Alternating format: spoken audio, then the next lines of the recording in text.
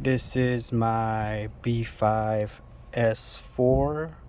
I'm doing a steering wheel transfer, swap, whatever, from an A6, right?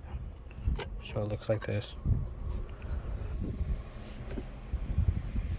I like it a little bit better. Anyway, for now, I just want the horn to work.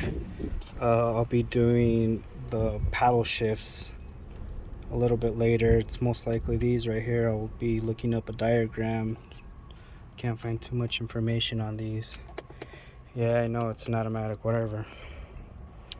Anyway, so what I did for the horn to work, this is from the original harness from the B5. As you could tell, this has no wiring whatsoever on it. So what I did, the violet, that's your horn right there, right? So you put it up to that little prong. I kind of solder it. It's my first time soldering, so it's not too great. Anyway, we'll be fixing that, making it look nice and neat. And I grounded it right over there. It has this thing to ground on, so I did that. So we'll see if it works real fast.